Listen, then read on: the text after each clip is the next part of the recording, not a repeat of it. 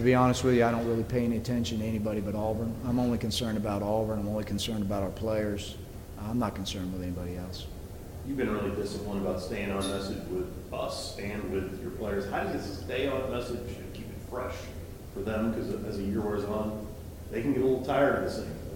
They can, and that's when you got to put on your Dr. Phil hat and counsel them. And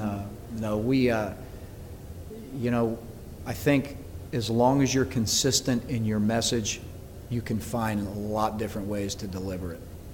And that's what we're going to do. But our message is laid down, and they get it. But we have a very creative staff, and we'll create new ways to keep it exciting and fresh because we want our players to have a lot of fun.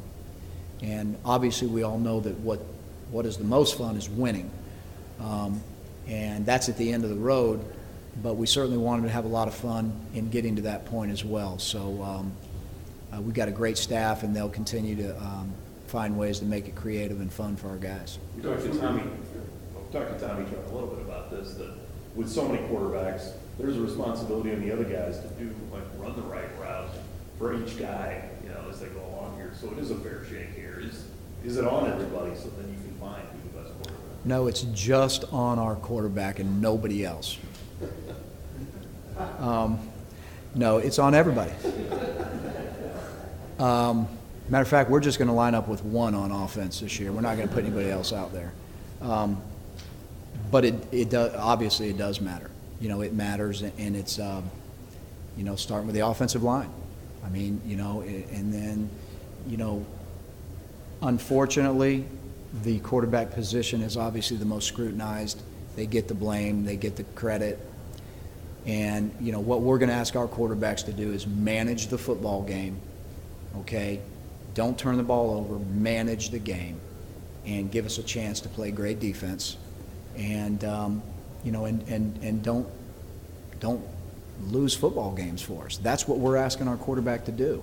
Well, when you do that, there's got to be 10 others out there that are doing their part as well, and there's got to be a high priority put on them to execute what they're supposed to do. So this is a total team concept. It's not going to be about one guy, one quarterback, although that's where all the focus will be most of the time, and we get that.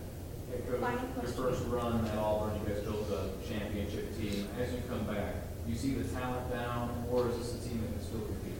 Well, I think if you look at 2004, which is my last recollection of Auburn, and you compare it to now, we've got some very good football players. We need more.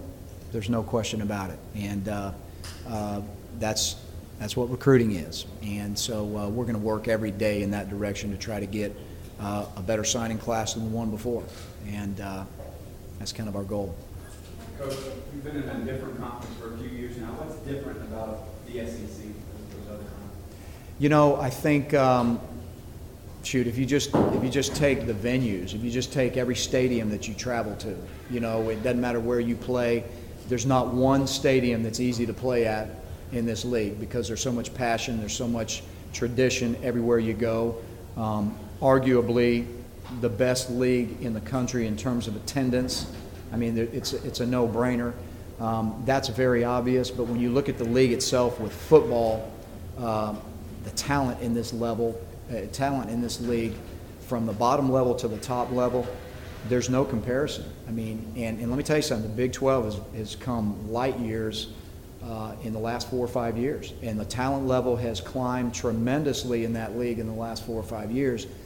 But still, the SEC, when you look at it top to bottom, the level of athlete is incredible, the level of coaching is incredible, and every venue that you play at is incredible. So I think, again, that's why this league is special. Thank you.